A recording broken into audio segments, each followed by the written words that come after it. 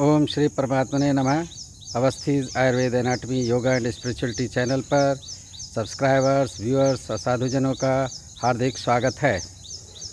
हमारे बीच में हमारे योगा ट्रेनर सुबोध यादव जी हैं और वो प्रोटोकॉल के अनुसार स्वस्थ व्यक्तियों को जो आसन करने हैं उस क्रम में चल रही हैं। तो जो लेट करके आसन होने हैं वो क्रम चल रहा है। आज पवन मुक्त आसन की वो ट्रेनिंग देंगी।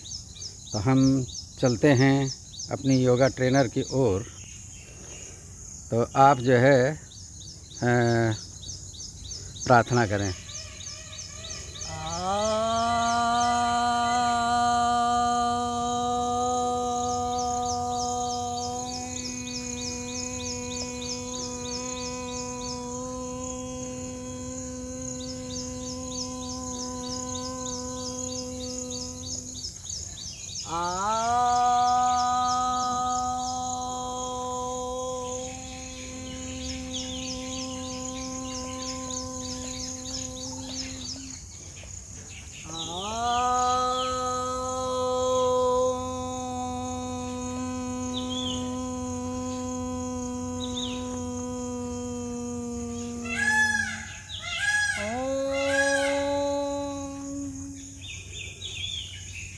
असतो मा सद्गमय तमसो मा ज्योतिर्गमय मृत्योर्मामृतं गमय।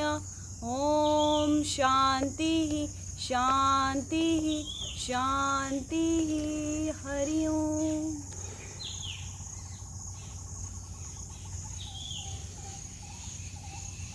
तो सभी को सुप्रभात। सुबोध जी, आज आप किस आसन का अभ्यास कराएंगी? पवन मुक्त आसन। पवन मुक्त आसन को पवन मुक्त आसन क्यों कहते हैं? पवन का मतलब है कि वायु का जो विकार है उसके मुक्त होने के लिए ही इसको बताया गया है। तो आप ये कहना चाह रही हैं कि जो उदर के अंदर वायु होती है, सामान्य भाषा में लोग उसे गैस कहते हैं, आयुर्वेद और योग उसे कहता है वायु या वात। तो वो जो होती है तो इस आसन को करने से वो मुक्त होती है, यानी कि निकलती है, तो बाहर निकलती है। तो जिनको गैस की तकलीफ़ है, कहते हैं कि वो उन्हें गैस की प्रॉब्लम है, गैस्ट्रिक है, तो उनके लिए विशेष आसन है और डाइजेशन को पावर देता है और कब्ज को दूर करता है। तो मुख्य रूप से पेट में की वायु को बाहर करता है और साथ में जो मतलब चेस्ट में भी है। तो मुख से भी वायु अगर ज़्यादा बन रही है तो वो उद्गार के रूप में निकल सकती है और जो है गुद मार्ग से भी निकलती है, तो वो अधोगत यानी कि अपान वायु का निष्क्रमण होता है। तो ये चीज़ पवन मुक्त आसन का आयुर्वेद और योग की दृष्टि से मैंने अर्थ बताने का प्रयास किया। ठीक बताया है जी। तो यही गैस जो है बाहर निकलती है। तो जिनको गैस्ट्रिक की है उनको ये विशेष करके करना है। दूसरी बात आप ये बताएं कि किसको ये आसन नहीं करना है? जिन्हें पेट से संबंधित किसी गंभीर रोग है या फिर पेट की सर्जरी हुई है।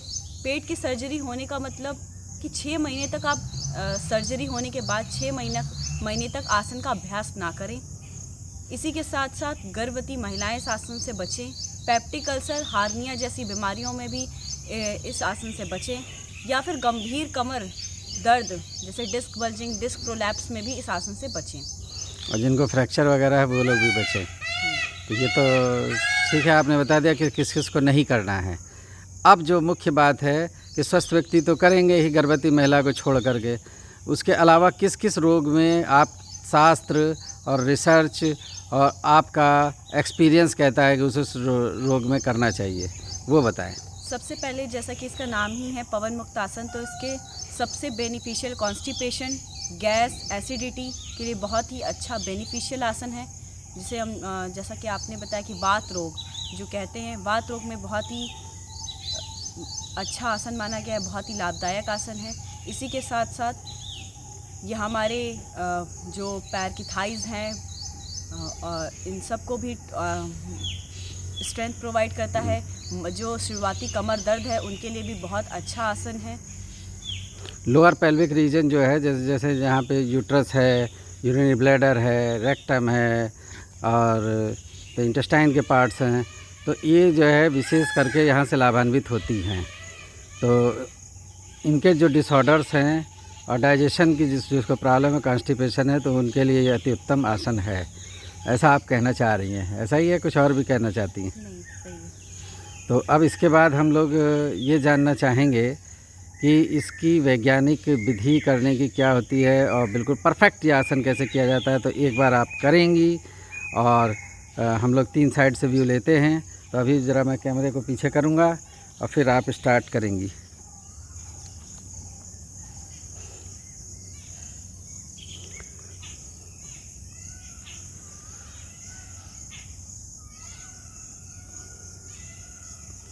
तो हाथों को ऊपर किया, सामने लाई, एक साइड में मुड़ी और एक पैर बायां से घुटने से बैठी, फिर दाहिने घुटने पर बैठी और फिर वज्रासन। और वज्रासन के बाद देखिए साइड में दोनों हाथ लगाए और राइट लेग को बाहर निकाला और फिर लेफ़्ट लेग को और सीधा किया और फिर घुटनों पे हाथ रखा, दोनों हाथ पीछे की तरफ रखे और फिर सहारे से लेट गई। तो ये एक जो है शवासन तक की स्थिति या सीधे लेटने तक की पोजीशन इस तरीके से लेते हैं। अब आगे का स्टेप है कि इन्होंने दोनों पैरों को उठाया और मोड़ा, नी जॉइंट से सांस भरते हुए पैरों को उठाएंगे,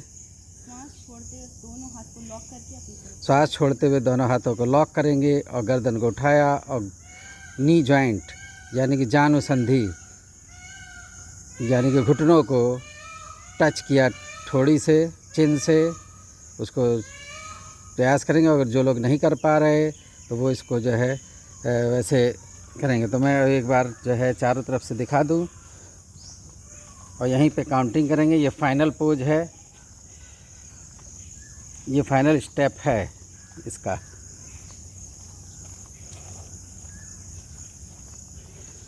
अब आप सामान्य स्थिति में आ जाएं।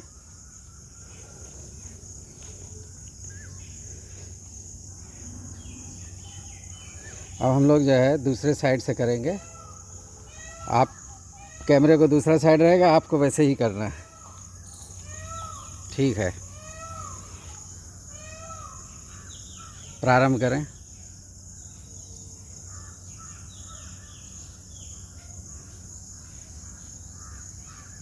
दोनों पैरों को देखिए उठाया और घुटने से मोड़ा, नी जॉइंट से मोड़ा, दोनों हाथों से लॉक किया, घुटनों को के नीचे से पकड़ा और फिर गर्दन, दोनों चीज़ों को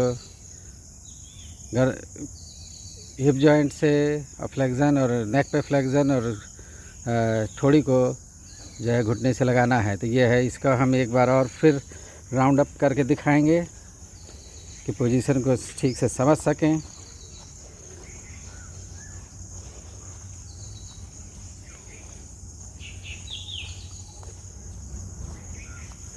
ठीक है।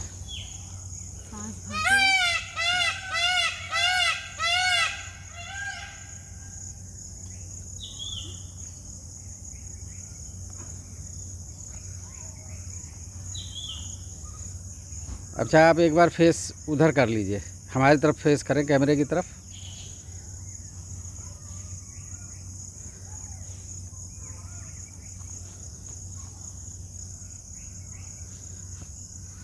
और अब आप चालू करेंगी। देख ले थोड़ा आगे की तरफ बढ़ के। इसी के साथ हाँ, जिन्हें सर्वाइकल की प्रॉब्लम है या जिन्हें कमर दर्द रहता है, जिन्हें सर्वाइकल की प्रॉब्लम है, जिन्हें कमर दर्द रहता है, वो इस क्रिया को करेंगे।